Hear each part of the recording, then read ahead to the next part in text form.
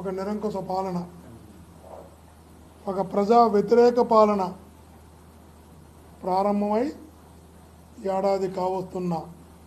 సందర్భంలో ఇచ్చినటువంటి హామీలు ఏవైతే ఉన్నాయో, ఎన్నికల ముందు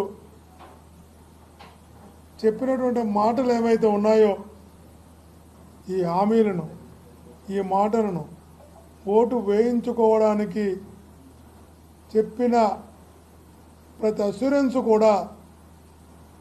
అమలు చేయాలి అని మొదటి నుంచి వైఎస్ఆర్ కాంగ్రెస్ పార్టీ డిమాండ్ చేస్తూనే ఉన్నది. కానీ ఏ హామీలను అమలు చేయక, ఇచ్చిన ఏ మాటను నిలబెట్టుకోక, పరిపాలన అంతా కూడా అధికారులను అడ్డుపెట్టుకొని, అధికారాన్ని అడ్డుపెట్టుకొని దాడులు చేయడానికి, కేసులు పెట్టడానికి, అరెస్టులు చేయడానికి సుమారుగా 800 మంది పైన దాడులు జరిగాయంటే, సుమారు 400 మంది ఇప్పటికి అత్యధిక గావించబడ్డారు. అంటే ఈ 1 ఇయర్లో ఈ పాలన ఎక్కడికి వెళుతుందో ప్రజలు గమనించాలి. ఎంత దుర్మార్గమైనటువంటి ఆలోచనలతో ముందుకెళ్తున్నారు. ఇట్లా ప్రజలకు జరుగుతున్నటువంటి, ప్రజలపై జరుగుతున్నటువంటి ఈ దాడులు, ప్రజలకు చేస్తున్నటువంటి ఈ వంచన, ఆమెను మాటను నిలబెట్టుకోక చేస్తున్నటువంటి ఈ పాలనకు వ్యతిరేకంగా మొత్తంగా నమ్మించి ఓటేయించుకొని నమ్మక ద్రోహం చేసి ప్రజలను వంచి ప్రజలకు వెన్నుపోటు పొడిచినందుకు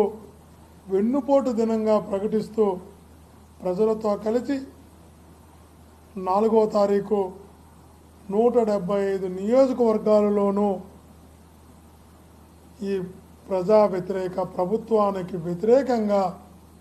జరగనున్న ఈ ప్రజా పోరాటంలో ప్రతి ఒక్కరు కూడా స్వచ్ఛందంగా భాగస్వాములు కావడానికి సంసిద్ధంగా ఉన్నారు. ఆ ప్రజా భాగస్వామ్యంతో వైఎస్ఆర్ కాంగ్రెస్ పార్టీ కూడా ప్రజల పక్షాన నిలబడి ప్రజలతో కలిసి చంద్రబాబు చేసినటువంటి ఈ మోసాన్ని, ఈ వెన్నుపోటును ప్రపంచానికి తెలియజేయడానికి 4వ తారీఖు వైఎస్ఆర్ కాంగ్రెస్ పార్టీలో ఉన్నటువంటి ప్రతి ఒక్కరూ కూడా కృషి చేయాలి అని ప్రతి ఒక్కరికి విజ్ఞప్తి చేస్తూ, మా ఒంగోలు పార్లమెంటులో ప్రతి నియోజకవర్గంలో కూడా ఈ ప్రజా వ్యతిరేక ప్రభుత్వానికి